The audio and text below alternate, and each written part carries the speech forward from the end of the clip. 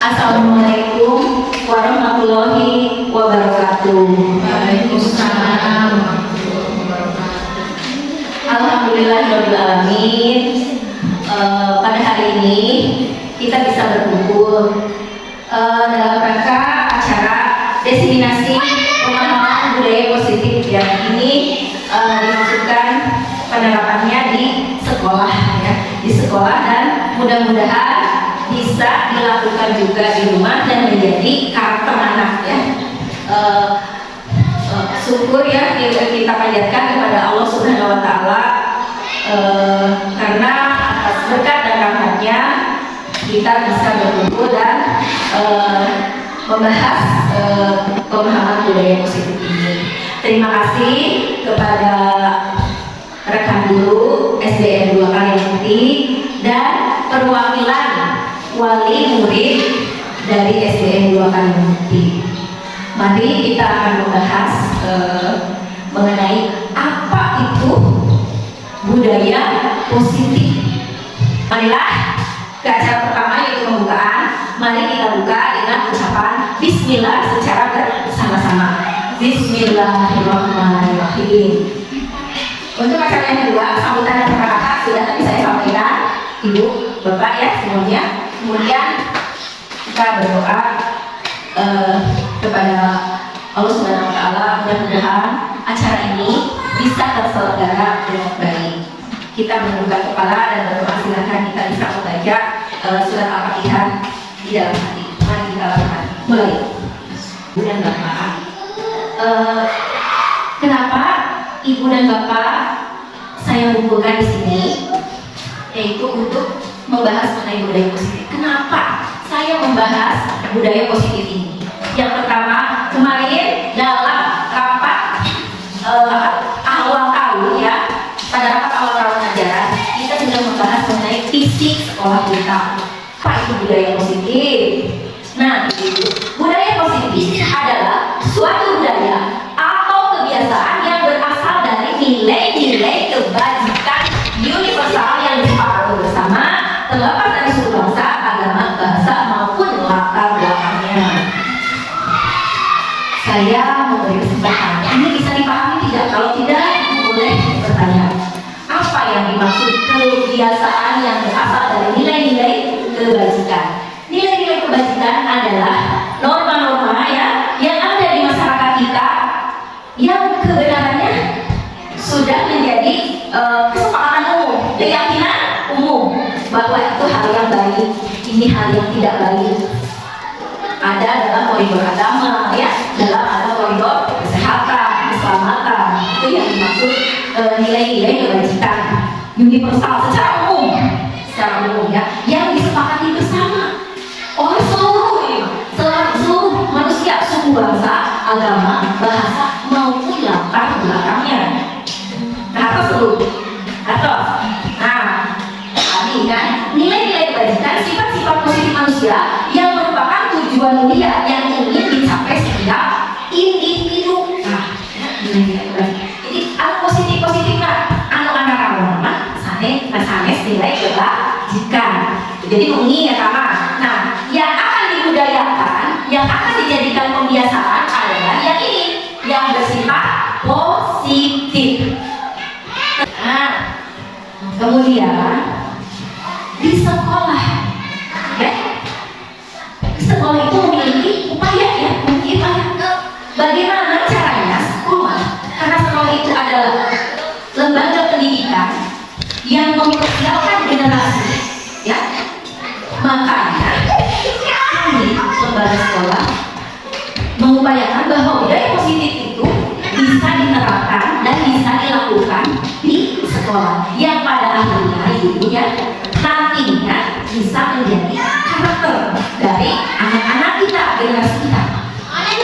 Apa itu nilai-nilai dan kebiasaan-kebiasaan sekolah yang berpihak pada peserta didik agar mereka dapat berkembang menjadi pribadi yang kritis, penuh hormat dan bertanggung jawab. Jadi kita itu memimpikan anak-anak kita itu nantinya setelah keluar dari sekolah itu memiliki kebiasaan-kebiasaan atau budaya yang seperti ini.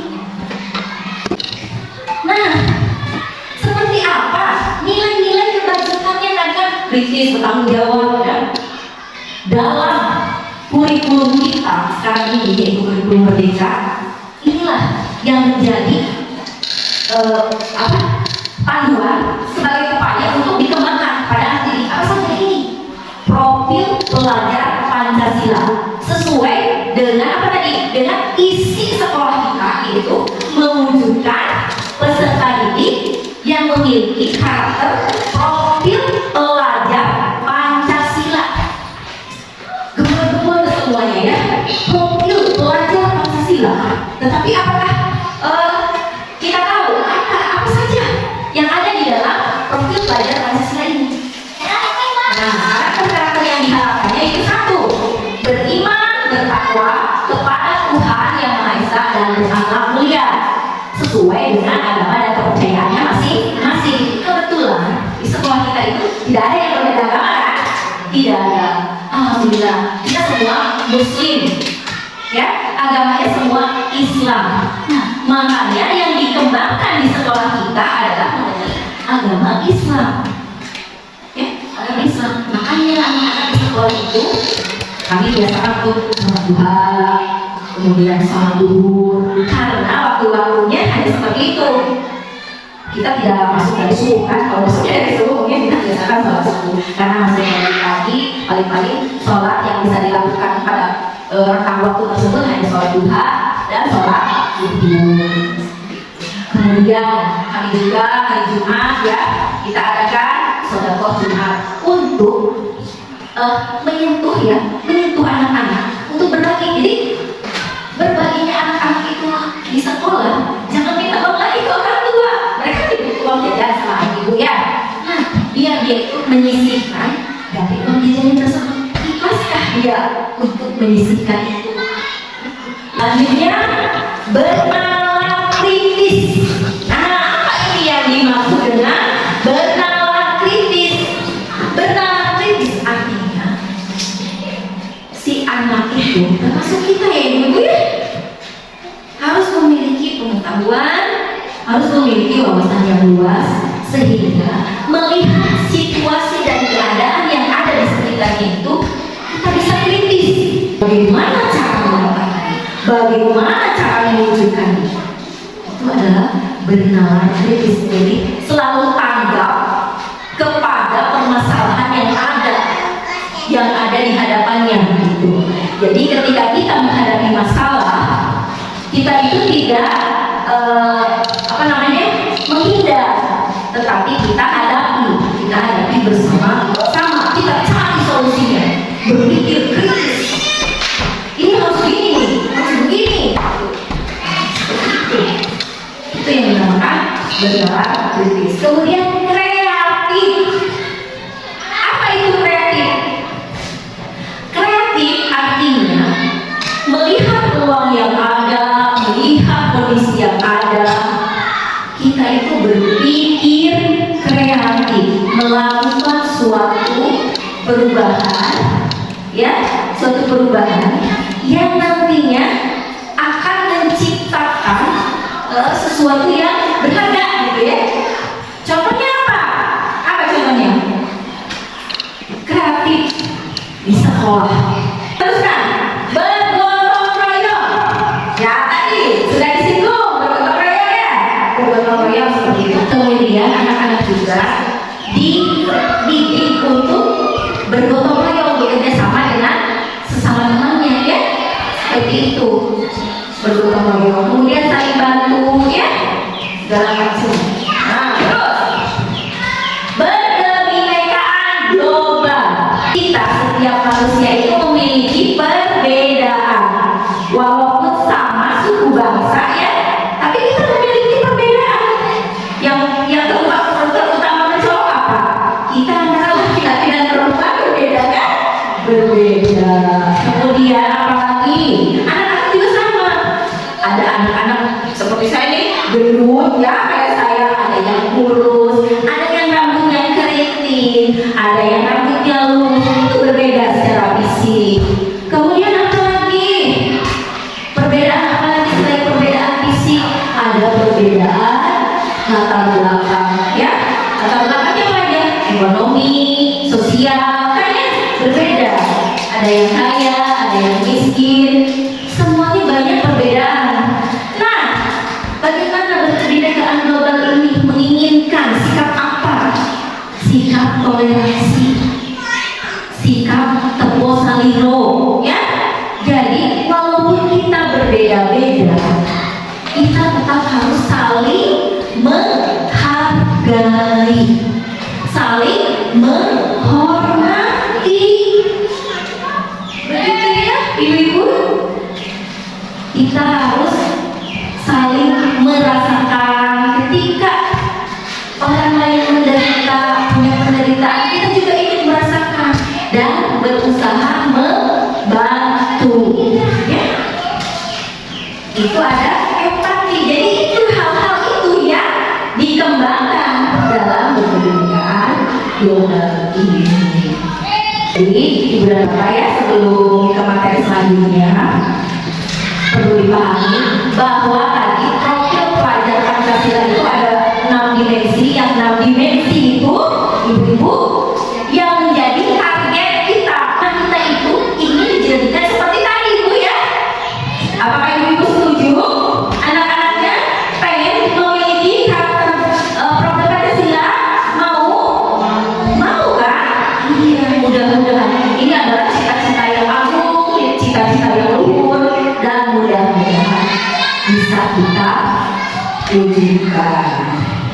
Nah, selanjutnya ini ibu ya, ibu-ibu akan saya bawa untuk memahami konsep inti, ya, konsep inti dari budaya positif. Ya. Saya sudah belajar lebih dulu, kemudian saya ingin berbagi ya. Saya ingin berbagi apa yang sudah saya pelajari ini.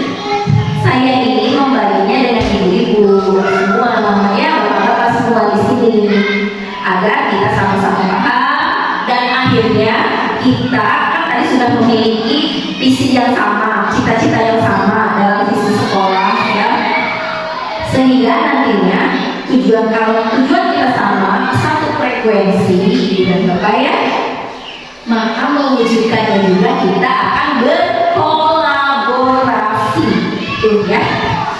Nah, yang akan saya terangkan adalah mengenai satu, perubahan paradigma belajar. Nah, belajar itu ada perubahannya bu. Nah, kemudian yang kedua ada disiplin positif, kemudian kebutuhan dasar manusia, nanti posisi kontrol atau restitusi, kemudian motivasi perilaku manusia, kemudian segitiga restitusi dan keyakinan kelas, ya. Apa yang dimaksud perubahan paradigma belajar? Nah, perubahan paradigma belajar yaitu perubahan dari setiap zaman ke zaman gitu ya. Cara belajar kita itu nanti berbeda-beda. Dulu, sekarang. Nah, ini ada yang berubah. Bagaimana ibunya? Teacher centered atau berorientasi pada guru. Cara belajar yang sekarang adalah yang diharapkan dalam kurikulum merdeka, yaitu student centered, yaitu berorientasi pada murid.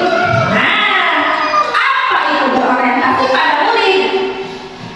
Kita selalu mempertimbangkan kebutuhan murid. Apa yang murid butuhkan? Apa yang murid inginkan? Supaya mereka bisa belajar dengan baik. Jadi murid itu diperhatikan kebutuhannya. Apa saja kebutuhannya? Misalnya anak senangnya belajar dengan cara melihat gambar. Anak pengennya belajar di luar, misalnya punya. Kita bisa kenalkan mereka dengan aman. Jadi berbagai macam cara yang kira-kira murid butuhkan, gurulah yang mengikuti keinginan mereka. Ini tentang belajar ya bu, tentang belajar, bukan maksudnya guru. Jadi bukan maksudnya guru itu menjadi apa? menjadi pembantu yang murid, bukan ya. Maksudnya tuh memang ada kata-kata seperti itu, guru itu harus menjadi menghamba pada murid, tapi maksud menghamba di sini artinya selalu memperhatikan kebutuhan setiap muridnya. Awas ya Bu, guru sekarang ini sangat banyak tantangan. Dia itu harus ya memperhatikan setiap muridnya. Kenapa? Karena satu orang murid itu berbeda dengan murid yang lain. Mereka memiliki keunikan masing-masing. Ada stimulus respon dan teori kontrol. Ini mengenai apa? Stimulus respon dan teori kontrol. Ini tentang cara guru menghadapi siswa, menghadapi anak. Jadi anak itu bukan hanya belajar, tapi tadi kan kita harus mempertimbangkan kebutuhan setiap anak yang unik itu. Stimulus respon yaitu tadinya guru mempengaruhi ya, mengajarkan ya supaya anak itu mengikuti apa yang dia mau. Guru maunya seperti ini ya misalnya. Kemudian anak itu diwajibkan harus seperti itu. Kalau sekarang teori kontrol, jadi anak dibiarkan mengalir seperti air, tetapi kita sebagai pendidik ya harus memahami. Jadi ketika anak berbuat kesalahan ya ibu ya jangan langsung disusulan, jangan langsung dimarahin, tapi kita bawa dulu, tanya apa alasannya dia melakukan hal seperti itu. Jadi kita pahami, pasti seseorang itu melakukannya itu karena ada alasan. Itu maksud di situ ya. Terus selanjutnya, nah kemudian ya filosofi pendidikan Ki Hajar Dewantara yang menjadi dasar kurikulum merdeka mengatakan bahwa anak itu bukan tabula rasa. Jangan menuntut anak harus gini, harus gitu, tapi menuntut. Beda kan? Antara menuntut dengan menuntut. Menuntut artinya mereka itu diberi wawasan, dipasihanilah pemahamannya ibunya, kemudian diajak, diberi suri teladan. Akhirnya mudah-mudahan anak itu mengikuti ya. Kita mengarahkan. Tetapi kalau menuntut bagaimana? Harus gini, harus gitu. Tapi ngobrol doang, ya? Hanya ngobrol doang. Kamu harus gini, kamu harus gitu. Kemudian kita sebagai orang tua tidak memberi. Sholat. Ayo pulang, hindung bapana, sholat. Ya, bapak adik hindung adik sholat. Adik ke adik ini kamu sholat ya. Jadi, ini Ki Hajar Dewantara itu mempunyai filosofi yang terkenal. Ingat Sosun Dulodo, ingat ya Tabun Karso, terakhir Tuturi Handayani. Nah ini sangat terkenal ya. Nah si bapak inilah ya, Ki Hajar Dewantara ini yang memiliki filosofi ini. Anda yang ingat? Di depan kita harus memberi contoh, harus memimpin gitu ya. Yang kedua, di tengah, ingat ya Mang Karso, di tengah kita harus memberikan motivasi ya, motivasi ya. Yang terakhir, Tuturi Handayani. Tuturi Handayani di belakang kita memberikan semangat. Ini harus kita lakukan sebagai pendidik. Ibu-ibu, kebetulan ibu-ibu juga pendidik di rumahnya. Madrasah pertama bagi anak-anak adalah ibu. Ibu bapak guru tahu dan ibu sebagai wali murid, dan madrasah pertama untuk anak-anak ya, harus tahu, harus punya pemahaman. Terkadang ibu seminar jauh-jauhnya kadang-kadang diulang di sekolah. dapat ilmu. Alhamdulillah. Nah, jadi dia tugas guru awal di sekolah. Ya, tugas guru mendukung bakat tersebut agar anak tumbuh di rumah. Tugas siapa? Tugas ibu ya. Iya, berkembang anaknya. Nanti kita koordinasi dengan guru di sekolah. Guru ibarat petani, anak ibarat biji jagung. Jadi guru teh ibarat petani, anak ibarat benihnya, ya, benih. Jadi yang akan kita tanam. Anak itu jangan sakit, jangan galak, ya. Kemudian apa lagi? Ini kodrat alam dan kodrat zaman. Guru ibarat petani yang harus menuntun, tetapi ingat, tadi ibarat biji jagung, benih jagung. Anak tadinya benih jagung, gak mungkin jadi pepaya, gak mungkin jadi pisang, tetap jagung. Jadi ini maksudnya ibarat biji jagung itu kamu satu anak, ya. Kalau beberapa anak ada jagung, ada apa? Ada pepaya, ada kacang, ya, banyak ya. Kemudian guru juga harus mempertimbangkan kodrat alam dan kodrat zaman.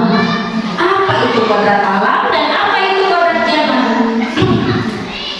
Kodrat alam artinya kita harus mempertimbangkan dari mana anak itu berasal, ya, dari mana anak itu berasal, dari daerah seperti apa, dari latar belakang ekonomi yang bagaimana.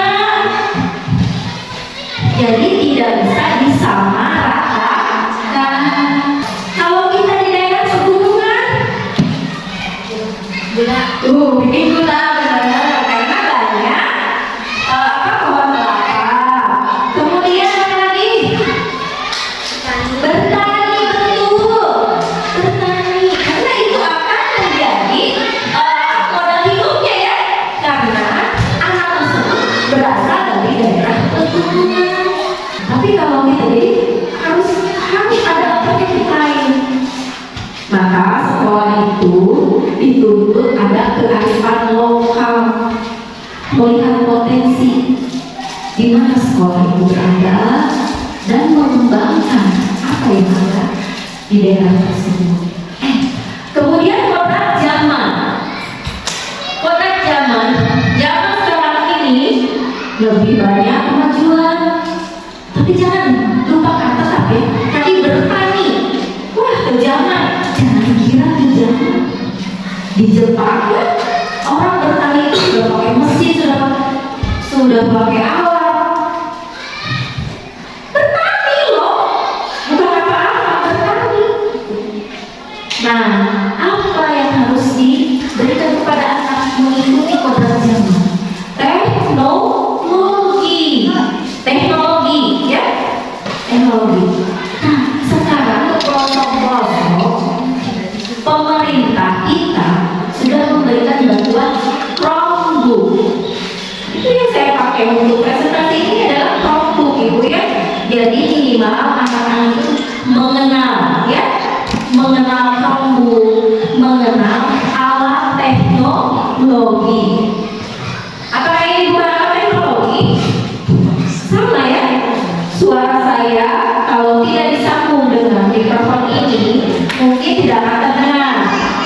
Mungkin saya akan berbohong enggak kerja suara. Tapi karena pakai ini, walaupun saya bicara pelan, bisa tersampaikan misalnya, ya, sampai ibu bisa dengar. Itu teknologi. Guru itu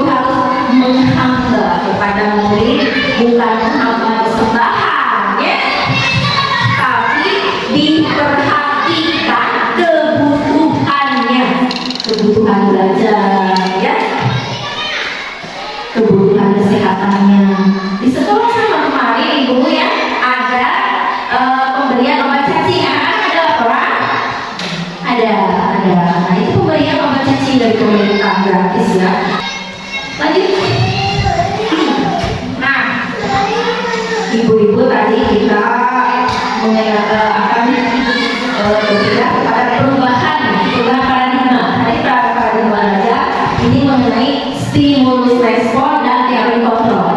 Ini tentang bagaimana menghadapi anak, cara kita menghadapi anak, ya, cara kita mendidik gitu.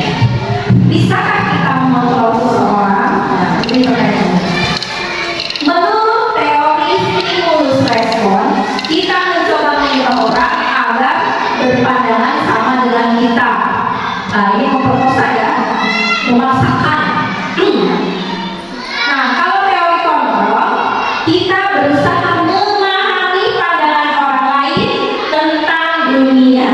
Nah, kita mengajar, dan ini memerlukan waktu, ya. Tidak bisa dengan instan. Apabila kita ingin menanamkan budaya positif, bagaimana caranya agar orang itu berpandangan lain dengan selama ini persepsi kita tentang dunia ini seperti apa, ya, mengenai sekolah ini seperti apa, negatif ya. Kemudian bagaimana kita berusaha memahami pandangan orang lain itu, ya. Kenapa sih orang berpandangan seperti itu ke kita? Coba kita ajak ngobrol, kan? Kita ajak mendekat, kita rangkul, kita beri pemahaman.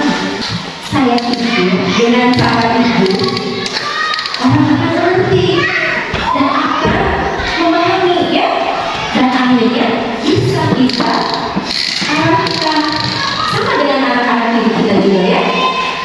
Misalnya ada yang nakal nih, ya, ada yang nakal. Langsung, udah gitu, dekati, tanya, ya. Kenapa beta ini tadi, gitu. Pasti lagi nangis, ya. Ibu nangis, tuh kan ada alasan, kan? Ada alasan.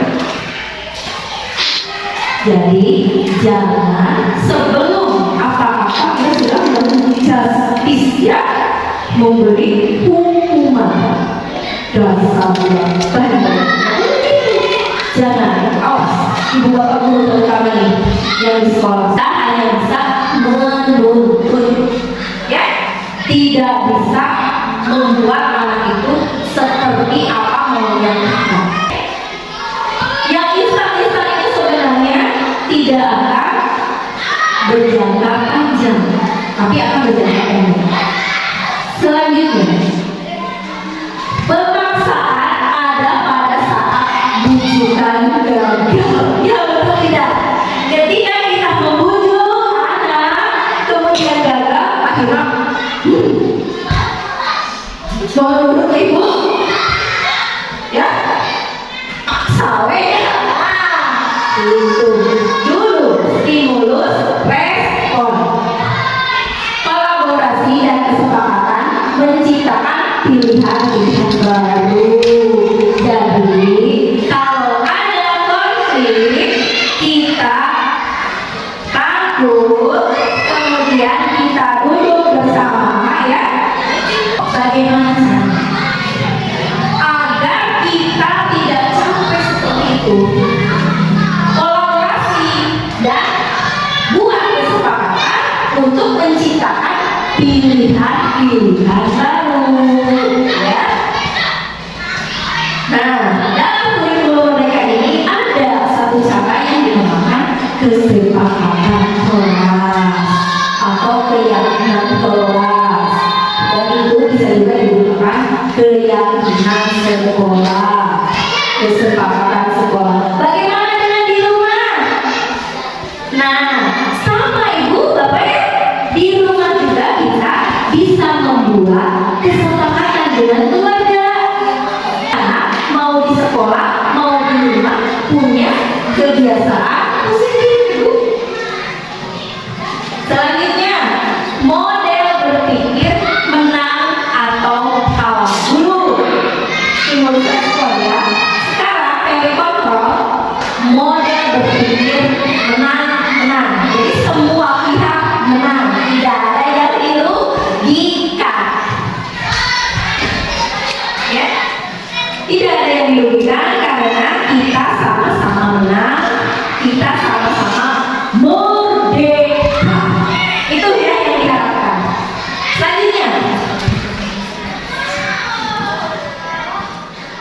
Tadi mengenai paradigma belajar selesai.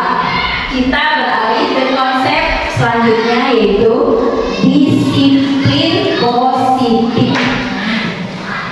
Sebelum ke selanjutnya, mungkin ada ibu bapak guru yang mau ice drinking dulu.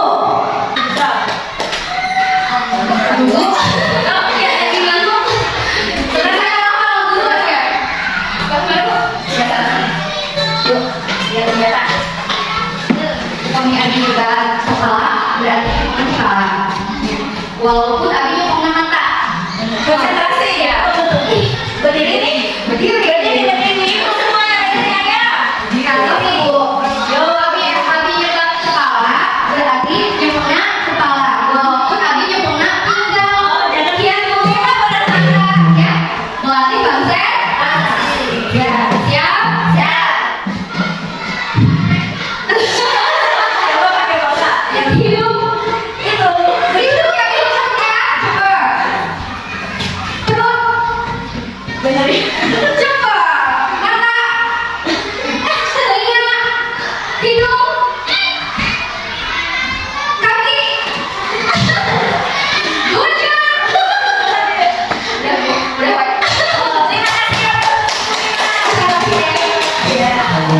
Oke, selanjutnya disiplin positif. Nih, apa yang dimaksud disiplin? Kemudian tujuannya apa ya? Makna disiplin dan tujuannya. Disiplin yang dimaksud adalah disiplin diri yang memiliki motivasi internal. Jika kita tidak memiliki motivasi internal, maka kita memerlukan pihak lain untuk mendisiplinkan kita. Jadi saking pentingnya disiplin diri, kita harus melatih kedisiplinan ini. Dengan apa? Dengan dorongan dari diri kita sendiri. Nah, jika disiplin dirinya tidak bisa mendorong, nah harus memiliki motivasi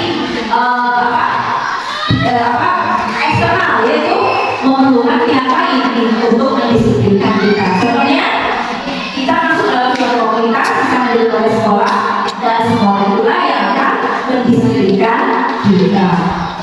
Sebagai pendidik, tujuan kita adalah menciptakan anak-anak yang memiliki disiplin diri sehingga mereka bisa berperilaku dengan mengacu pada nilai-nilai kebajikan universal dan memiliki motivasi intrinsik, bukan ekstrinsik.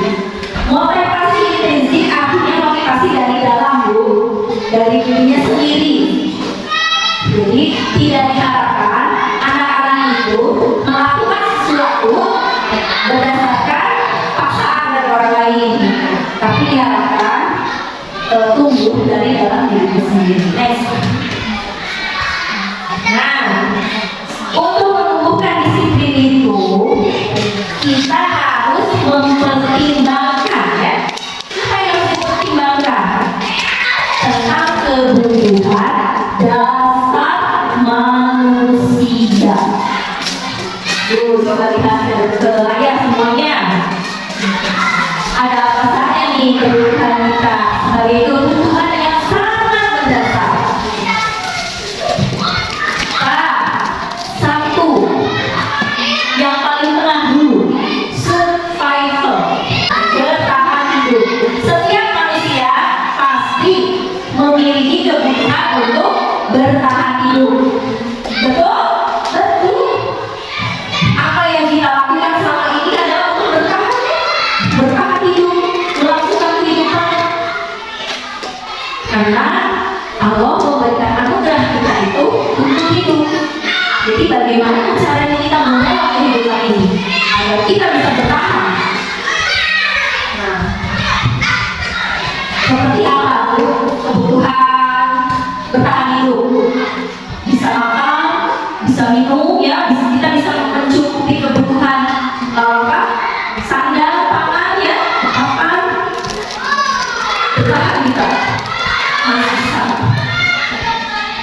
Bagaimana caranya kita harus tetap eksis ada, gitu ya. Kemudian yang kedua, kita butuh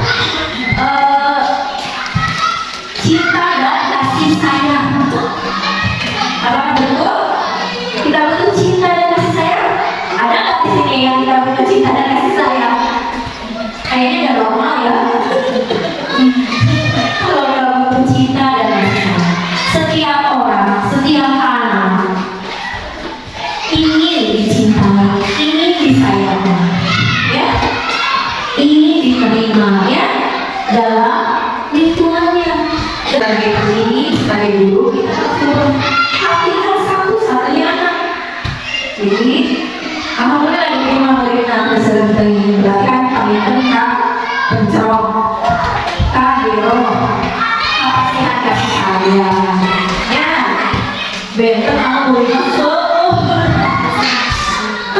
ayana menggaduh murid 10 kita membagi 10 cinta ya kamu ini gawakan lope 10 ke anak-anak gitu ya. Kemudian kita juga mencintai anak itu, memberikan sayang ke anak itu dengan berbagai cara antara satu anak ke anak lain. Tidak cuma dia karena melihat karakteristik atau latar belakang dari anak tersebut. Selanjutnya tentang penguasaan.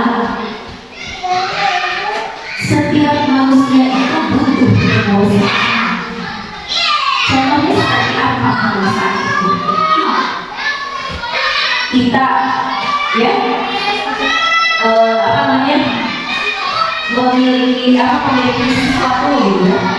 Kemudian kita juga berinteraksi dengan orang. Jadi ada hak prerogatif ya. Jadi setiap orang itu memiliki haknya masing-masing. Jadi penguasaan masing-masing ingin memiliki daerah-daerah teritorial ya. Saya harus ini ya. Misalnya ada yang jadi apa? Ketua kelas, jadi apa? Penguasaan maksudnya. Jadi punya peran ya. Ada peran masing-masing. Yang dimaksud dengan penguasaan. Kemudian butuh kesenangan. Setiap orang membutuhkan rasa senang, bahagia ya. Jadi di sekolah anak-anak harus merasa bahagia, harus merasa senang ya. Makanya di sekolah ibu dan bapak guru harus menciptakan pembelajaran yang menyenangkan. Itu maksudnya untuk memenuhi kebutuhan dasar berupa kesenangan. Selanjutnya kebebasan. Apakah kita butuh bebas? Butuh ibu? Butuh kita bebas. Bebasnya apa? Kita bebas berekspresi ya. Kemudian tidak ada yang mengangkat kita ya. Kita bebas mau apa saja. Tapi tetap harus memperhatikan norma dan aturan. Jadi manusia itu semua bebas. Tidak ada yang menjajah dunia. Pengen merdeka, bebas. Saya pengen berbuat ini banyak orang lain bisa memahami. Next. Ini ada teori motivasi perilaku manusia. Ini ada teori motivasi perilaku manusia. Ya, apa yang mendasari manusia berperilaku? Nih, ada 3 adanya. Apa saja? 1, untuk menghindari ketidaknyamanan atau hukuman. Ya. Yang kedua, untuk mendapatkan imbalan dari orang lain. Dan yang ketiga,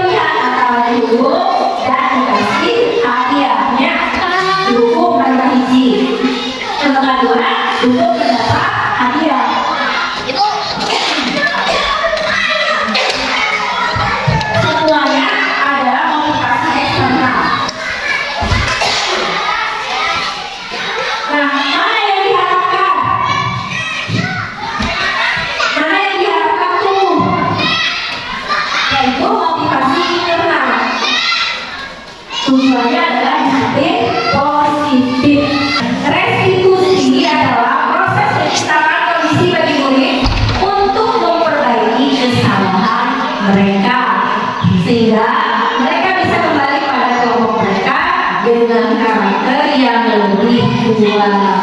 Jadi maksudnya ketika ada anak yang melakukan kesalahan, kita harus melakukan restitusi, yaitu memperbaiki keadaan, memperbaiki ya. Jadi kesalahannya itu tidak boleh kita langsung beri hukuman atau kita judge itu salah, ya. Tapi kita harus melakukan restitusi, pendekatan, memahami anak tersebut, kemudian carikan solusi. Dan aku sehingga ya, ketika anak tersebut sudah mendapatkan solusinya, ya, anak itu bisa diterima kembali pada kelompok yang menjadi musuhan di aturan anak. Gitu. Next, nah, ciri-ciri restitusi ada 9 nih ya. Bukan untuk menebus kesalahan, namun untuk belajar dari kesalahan, ya, memperbaiki hubungan. Karena anak yang berbuat kesalahan biasanya dijauhi temannya, ya. Nah, bagaimana caranya supaya anak itu nanti tidak dijauhi? Kemudian ada tawaran, bukan paksaan. Kita memberikan tawaran solusi, tetapi biarkan anak itu memilih. Restitusi perlu untuk melihat ke dalam diri, intros ya, introspeksi diri si anak itu. Kemudian mencari kebutuhan dasar yang mendasari tindakan. Ditanyakan apa alasan anak tersebut melakukan itu ya. Kemudian restitusi diri adalah cara yang paling baik untuk memperbaiki diri. Jadi tidak disalahkan orang, tapi lebih baik untuk mencarikan solusinya. Kemudian restitusi fokus pada karakter, bukan tindakan, ya. Jadi tindakannya mungkin pernah salah, tetapi kita arahkan agar anak tersebut memiliki karakter yang baik, tidak melakukan itu lagi, karena dia tahu yang seperti itu tidak baik untuk dilakukan. Makanya tidak diulang lagi. Apabila anak itu tidak mengulangi hal yang sama, maka kita berhasil merestitusi anak tersebut. Tapi kalau kita tindakannya diulang, nah itu berarti ukurannya anak itu tidak berhasil kita restitusi. Kemudian restitusi fokus pada solusi. Jadi mencari solusi bersama. Jadi anak itu nanti tidak langsung diberi hukuman. Dipahami dulu, diajak ngobrol dulu ya. Ditanya kenapa melakukan hal tersebut. Dan coba kamu pikir apa yang seharusnya kamu lakukan, karena perbuatan yang tadi itu belum baik. Terus restitusi mengembalikan murid yang berbuat salah pada kelompoknya.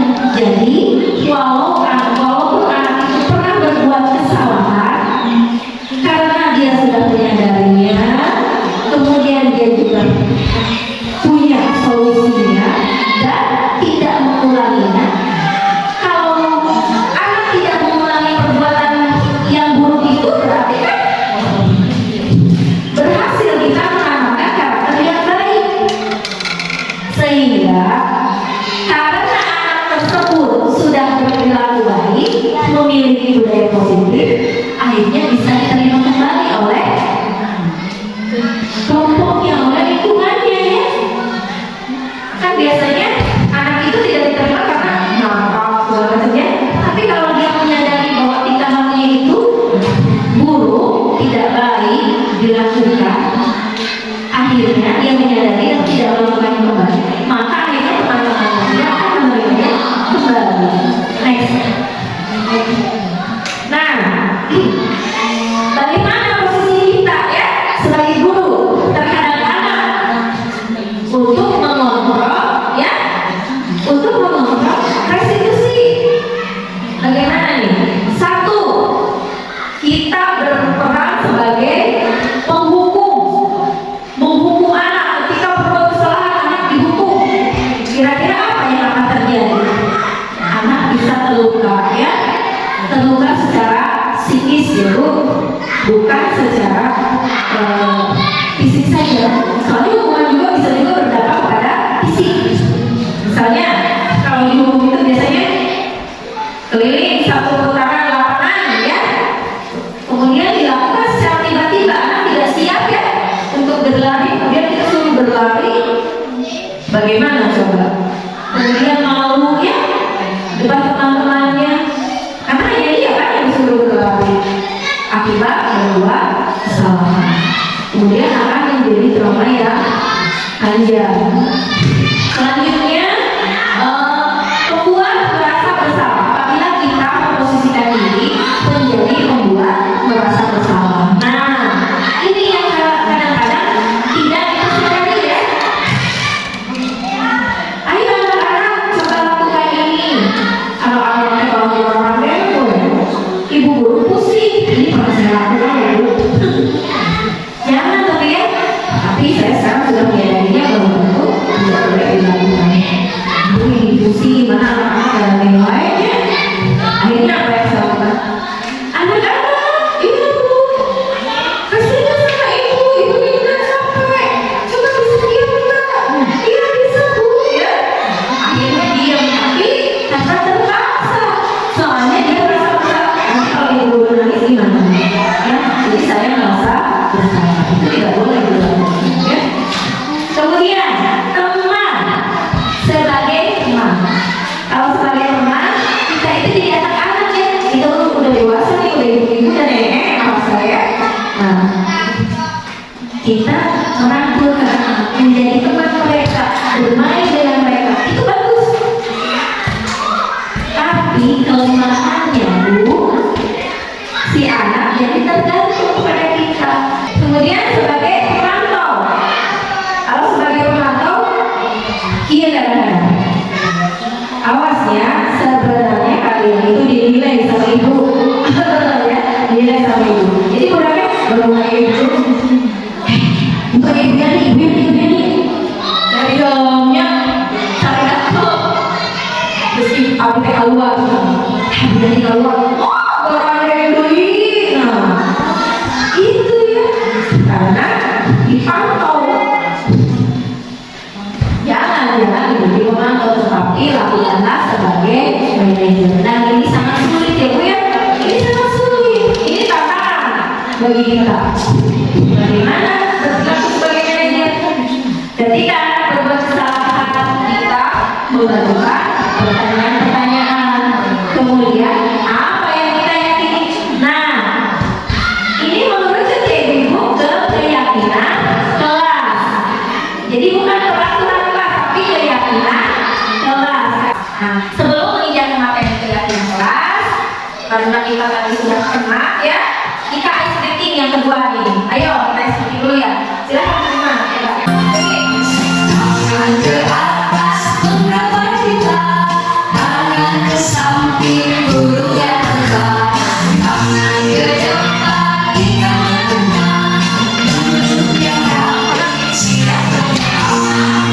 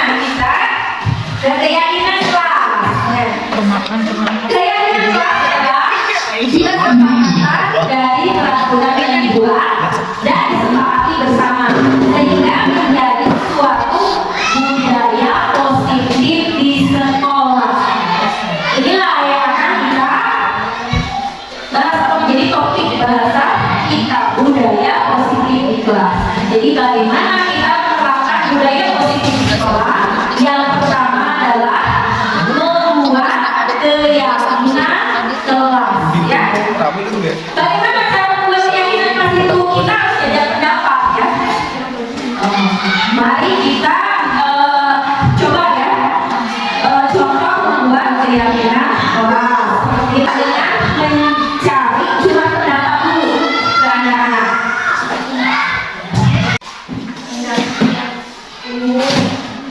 Ini sama anak-anak seperti ini ya Bu.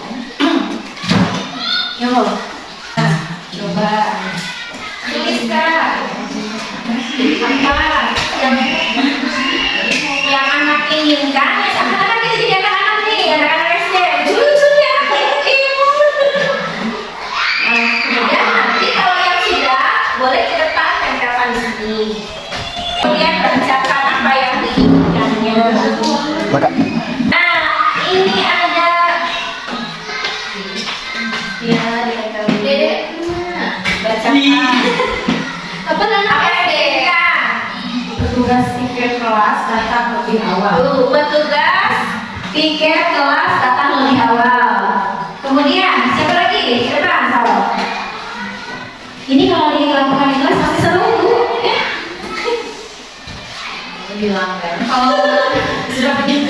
kalau mau keluar, mau WC atau mau mana harus gizi dulu Bu.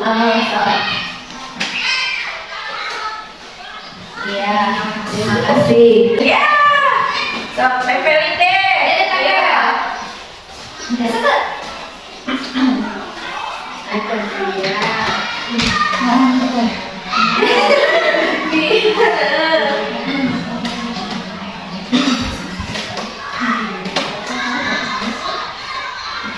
Nah, kasih apa sok sebutkan?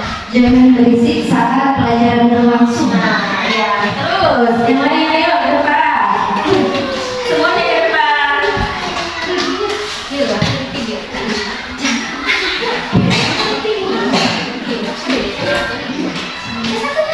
Kalau mau masuk kelas, misalkan salah dahulu. Nah, ya. Ayo, yang lain. Ayo Bu, sarankan kita anak SD.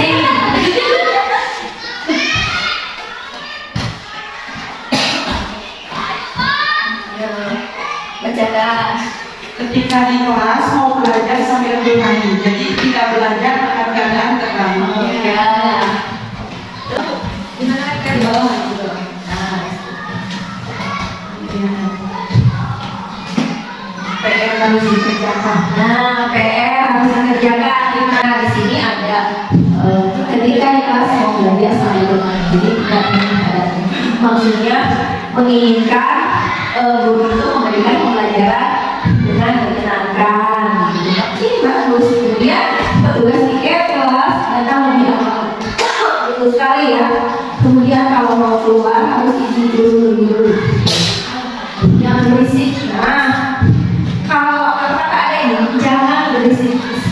Ini kata-kata ini katanya seperti peraturan untuk menjadi sebuah keyakinan katanya. Jadi tidak boleh menggunakan kata jangan atau dilarang ya untuk menjadi sebuah keyakinan kelas. Tapi kalimatnya itu harus kalimat positif. Kalau kalimat negatif itu jangan, tidak ya. Jadi yang membuat peraturan dan yang diberi aturan sama-sama sepakat. Kemudian yang memberi aturan dan diberi aturan juga nanti melakukan konsekuensinya apabila terjadi pelanggaran. Punya ada satu lagi ya Bu ya mengenai segitiga restitusi. Tadi kan tentang restitusi. Restitusi itu melakukan perbaikan kepada anak yang sudah melakukan kesalahan. Nah, langkah-langkah dalam restitusi itu ada yang disebut metode segitiga restitusi. 3 langkah. Yang pertama, menstabilkan identitas. Apa yang dimaksud dengan menstabilkan identitas? Jadi ketika anak berbuat kesalahan, ya, anak itu tidak langsung kita hukum, kita marahi, tetapi kita ajak bicara. Ada yang lapor ke guru, Bu, si A misalnya tadi nunggu si A gitu misalnya. Nah, berarti itu panggil ke anak yang nunggu gitu. Kemudian anaknya yang nunggu dipanggil. Setelah dipanggil, anak itu ditanyakan, konfirmasi dulu ke anak, apakah betul dia melakukan hal tersebut, ya, itu namanya disebut menstabilkan identitas. Kemudian